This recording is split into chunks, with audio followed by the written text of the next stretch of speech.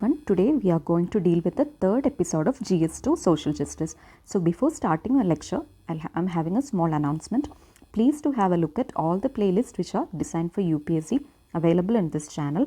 Actually, these are part of our paid courses, but if the response is good here, we'll be considering putting it fully for free. So what you have to do is please subscribe and leave a feedback comment here. And if you're looking for a good test series, then you can approach Vaish IAS WhatsApp. The number is given on the screen, 7200681675. It is a very good quality test series and many hit questions have come in the past from this test series. So you can approach this test series. So without any further delay, let's move on to the lecture. The topic we have to deal today is mechanisms, laws, institutions and bodies for the protection and betterment of vulnerable sections. So this topic will be dealing in two parts, part 1 and 2. In part 1 we will be dealing with 3 or 4 vulnerable sections, and in the subsequent part we will be dealing with other vulnerable sections. The pattern we'll be following is the same pattern we have followed for the earlier 2 episodes. Okay, so this is the continuation. So I would you to watch all the 2 previous episodes before to get a more clarity on this topic. Okay, so the main thing, another thing I have to tell is whatever portions we have completed in the earlier 2 lectures, that will not be covering here. The job of yours is to consolidate all these points. The thing I'm going to do is there should be no overlapping between all the lectures, so you can consolidate the points. Okay, vulnerable sections we are going to deal today is women. So we have covered many points in women in the earlier lectures. You can refer that also. So while writing an answer, you have to bring in all the points, why these women are vulnerable, what are the vulnerabilities faced by women. So there is no need to cover those points once again. So here what we'll be focusing is, this lecture will be a more factual kind of thing. So what we can do is we can learn the facts and we can give it a social justice approach, how you can write in social justice manner. Okay, that is the motive of this lecture. So if any question comes from this topic, you can quote fundamental rights, because it encompasses a huge range of things. It deals with all the vulnerable sections. So if any question comes, you can quote the fundamental rights. Here article 14, 15, 23, 39, DPSP also you can quote, 42, 44. 44 is dealing with uniform civil law, etc., etc. That you can quote and you can expand it also. Then why these fundamental rights, DPSP and other constitutional provisions becomes important, because it is acting as a legal safeguard and as a window to the social safeguards. See, these vulnerable sections, why they are vulnerable? Because they are socially handicapped. So to get out of that socially handicapped condition, firstly they require a legal safeguard. Only then they can get out of this condition. So that is the primary idea. Then point by point we can learn. First is Dowry Prohibition Act. Although this act is in place for decades, in 1961 this law was enacted, but still dowry cases are huge in India, and still unofficial dowry cases are happening all over India. So it is like a human right recognition. Government recognized the human right of a woman by enhancing and enabling this act. So how you can give it a governance type, social justice type of approach? It is actually dealing with the commodification of women. Dowry means commodification of women. So government is taking a step to curb this idea and practice. Then next is pink patrols and she box. These are all newer interventions by integrating ICT technologies. So this is like a fast grievance redressal. See, why many women are not able to come out of their homes? Because there is no safe working conditions outside. How we will get out of a crisis? Where we can complain? Because all over the police stations and all, there is a weak kind of response being offered to the victims. So by this pink patrols and she box portals and all, the government is trying to enable safe working spaces for women, and it is enabling a responsive environment. It is working upon the instant grievance redressal. So this is a key idea. Then next is the national policy for women. See, this is a very important policy, and whenever a question from women is asked, you can write the ideas from this policy. It is a revamped policy, and it actually accommodates all the new age ideas in the legislation, and it deals with socially inclusive rights based approach. These are all keywords. You can use this exact keywords in your answer writing. Then gender transformative health strategy. See, health statistics also for women, it is low, very low, like anemia is there, then IMR is there, MMR is there. Already the details and statistics of the IMR, MMR, etc. are covered in the earlier lectures. That is why I am not repeating it. So you can refer that also. Then the important point is there is a shift from female sterilization to male sterilization. See, that is also being done. That is a huge step.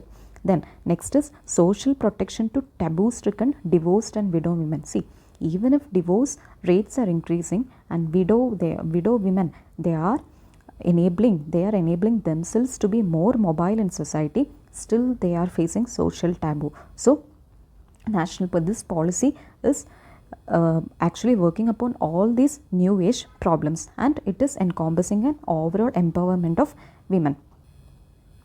Next is Women Helpline Scheme 2016. It is like a 24-hour scheme. See, this here also you can include this ICT technology integration, how you can use ICT technology to enhance faster grievance redressal. These are points you can link and learn. Then it is actually psychological and legal support to socially excluded women victims of violence. See, violence, it can be domestic violence, it can be domestic violence at workplace, it can be physical, it can be mental, any type of violence. So all types of violence, by providing a helpline scheme or a toll-free number, the women are getting that getting out of that fear psychosis to go and report their problems to an authority. They are getting a private space to do so. So there is a psychological support being offered to the women. Then this Ujjwala scheme, it is dealing with the trafficking. It is dealing with the trafficking of women and children. Then Swadhar Grah scheme. This is your homework. Please go and refer. What is this scheme? I have already mentioned it in the earlier lectures. You can try writing in social justice approach. Then next is protection of women from domestic violence. This is also an act. It also recognizes all forms of violence. Here you can quote this word shadow pandemic. This is a word which is being repeatedly used in the wake of COVID-19, because during lockdowns many women were forced to their homes, and this actually aggravated the cases of domestic violence happening over homes. Then you can quote the verdicts from Supreme Court. Recently there have been many interventions from Supreme Court and many high courts that don't go and mug up and study all the case laws and all the interventions, all the case verdicts. Please do prepare with some 10 or 15 case laws and use it accordingly whenever some question is asked. So in this case, Shaira Bano case, triple talaq was declared as unconstitutional. So this itself endorses the role of state in creating a secular society. Okay, so at the same time, the right to religion is a fundamental right, but government or the state can enforce regulations over it to enhance secular society. Then Vishaga guidelines. This is also a kind of judicial intervention, and it deals with the sexual harassment at workplace. Now this is equality, the difference between equality and equity. You know already, equality, it is giving same people the same thing, and equity, it is like a step forward and fairness in every situation. Okay, then let's move on to the next suggestions in the mechanisms for women. What all things can be done more? So even though many laws are in place, many mechanisms are in place, but are they getting implemented to the fullest potential? No. So there is a need for accountable, transparent, responsive, powerful institutions. See, most of the commissions here are often recommendatory in nature, because many are having some are having the powers of civil court and all, but many commissions, they are recommendatory. They are not being politicized, and there is no fair degree of autonomy being offered to them. So this actually impinges on the functionality of these commissions. So this is one such. One would be judicial interventions and verdicts. They face implementation challenges. Why? We have seen that many Supreme Courts, High Courts, they are giving many progressive verdicts like kind of thing. Okay, but the implementation flows are remaining as it is. So the role of media, civil society, etc. are decisive. See, whenever this media, civil society, public, etc. takes over an issue, most of the time it will be giving benefits, because this level of scrutiny is that much huge and aggravated. Okay, so the media, civil society, etc. has to play a very decisive role. Then next point is awareness. Awareness is the main problem, because even though we are having N procedures, N mechanisms, whatever kind of mechanisms we are having in place, if the awareness is very low, then what is the need of all these things? So the victims or the possible victims, that means the vulnerable sections, they should be aware of the mechanisms available for them to get out of the vulnerability. So the procedures for services and tedious paperworks are there. See, when a people is having a complaint, say for instance there is a rural laborer and he requires a legal aid. So will the rural laborer be aware of the legal aid kind of thing? First of all, no, never. So this is a low level of awareness matter, where he can go to approach a legal aid, how he can get ready with that all things remains very opaque. So there is no need of these interventions when the vulnerable communities itself are not even aware of that. So that is a matter. Then there is a need of life cycle approach in the case of women. So women, they are facing discrimination from womb to tomb. That means that right from feticide is happening. After that they will be subjected to child marriage. After that also they will be facing patriarchal norms and discrimination. Then they will be forced to forced marriages. After that also, when they become elderly, they will be forced off. Like that, they are facing a life cycle based vulnerability. So a life cycle approach based policy is needed to uplift these women from this condition. Then next is interventions needed for new age problems. See, the government and the state is still focusing upon old problems, like even though it is not old, we are facing some new age problems. See, patriarchy, it is getting adjusted to the new age problems.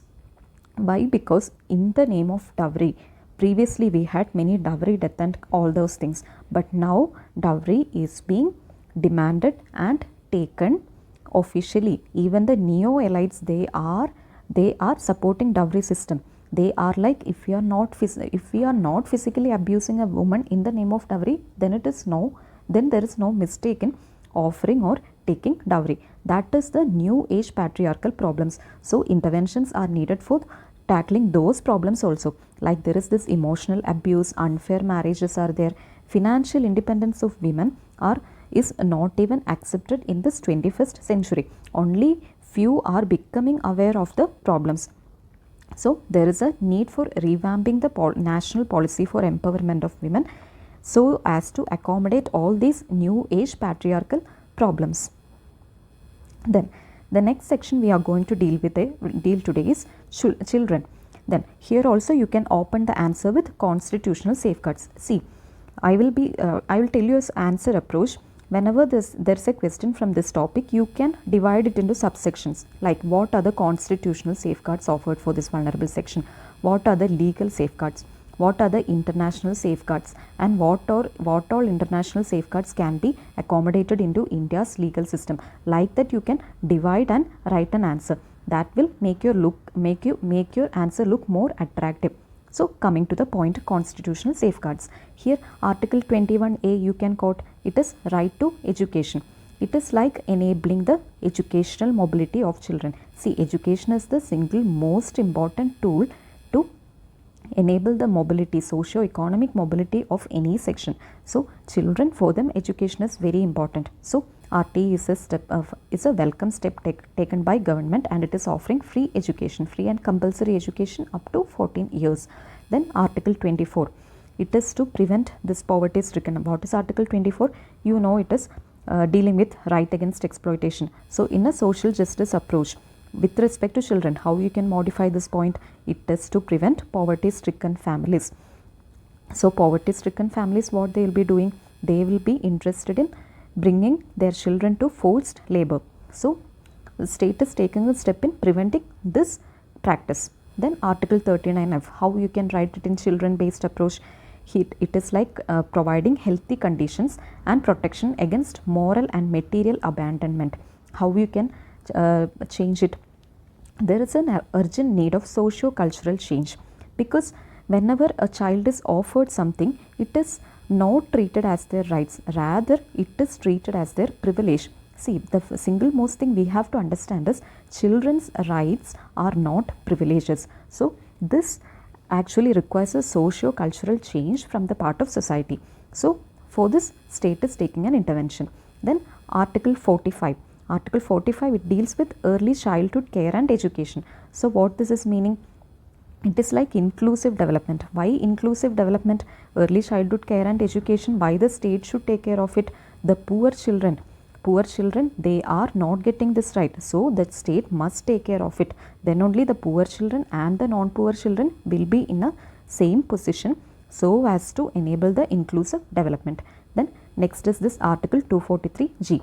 This is like decentralized child care. Why? It is endorsing the role of the panchayat and local government. So whenever this local panchayats are involved in a policy, then there is like this social nudging. What is nudging? Nudging means it is bringing up a behavioral change. So social nudging means there is a network of the Anganwadis, Asha workers are there, then the community participation is there. So through this participation, they are like grassroots level contact of the these communities, of these vulnerable communities. So they can take a role in socially nudging the people so much. So next, here you can see this integrated child development services. It is serving children of 0 to 6 years, and pregnant and lactating women are also taken care of. Okay, so supplementary nutrition, immunization, health checkup, preschool education, health and nutrition. So it is like a holistic approach. Next problem is child labor. See, we are having this pencil portal and they are all against the child labor. That all things we have already covered in earlier lectures. So Child Labor Prohibition and Regulation Act is being in place. Then Juvenile Justice Act. Why this Juvenile Justice Act is there? Because how can a child commit a crime? How can a child commit a crime? It can be due to socio-cultural conditions or the conditions prevailing. Family conditions can be a matter. So children are often forced to criminal act. So they are being constantly exploited.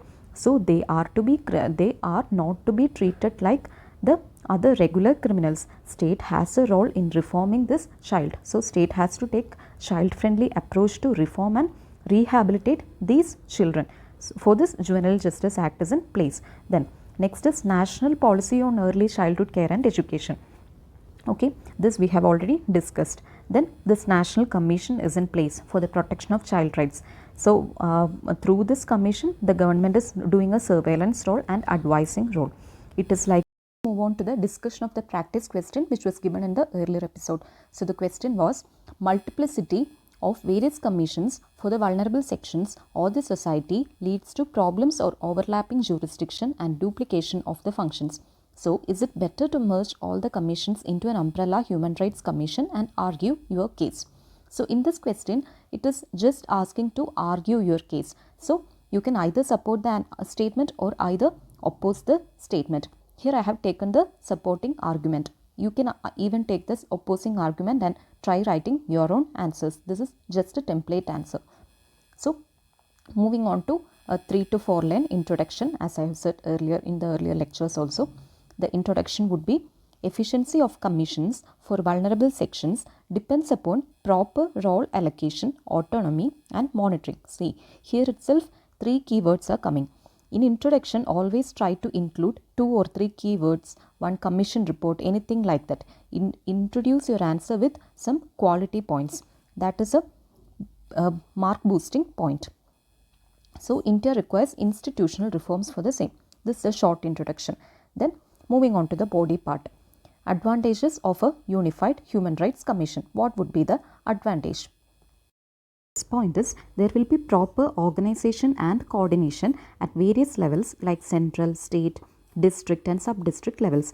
So here you can see an organized manner, like we are having a central level, under that we are having a state level, under that we are having a district. So there is a proper planning. Center will be formulating policies, this will be implementing, and the sub-district level, the root cause implementation will be happening. Then next point is regional disparities in India can be resolved by devising minimum uniform standards.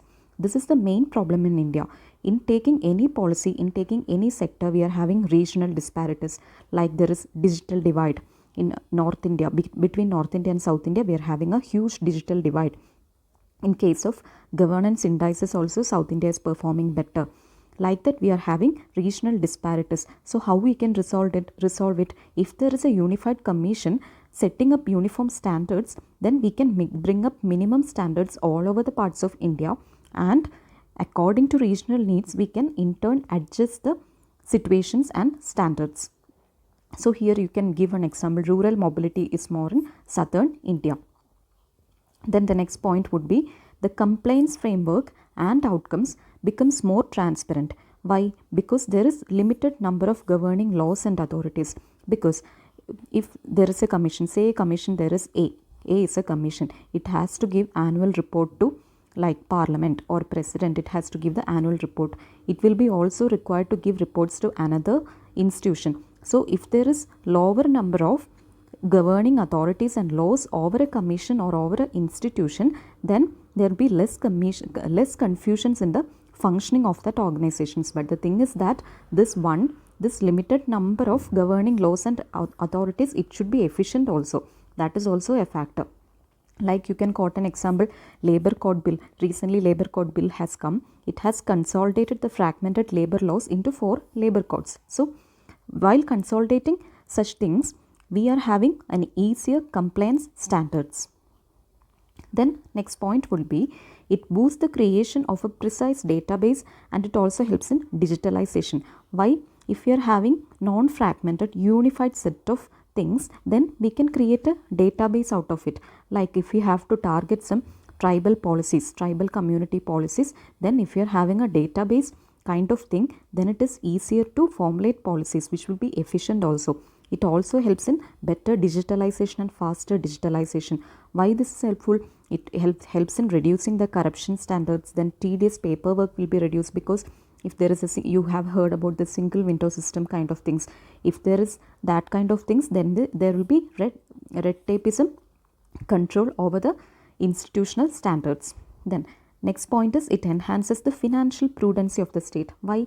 If there are n institutions, government have to fund the in institutions. If there are limited number of institutions, government will be saving its money, and the money saved can be used to productive expenditures, like there is equitable distribution of scarce resources. Okay, so that is another point. So you can give some 5 or 6 points and you can conclude the answer. So a conclusion would be, you have to stress the point, stress the other side also while giving the conclusion, like given the availability of robust social and political infrastructure. So this is a keyword. For the merging to be efficient and to be functional more than the current setup, the social and political infrastructure of India has to be equipped to allow the merging of these institutions and to give desired result. So given the availability of robust social and political infrastructure to enable the coherence of various commissions. So coherence is important. Why we are merging? We have to get a coordination between various commissions. That's why we are merging. So the coherence, ability of the political and social infrastructure comes into picture, and that is a decisive factor in this merging. So that was the end of our lecture. Let's see in the next lecture. Thank you.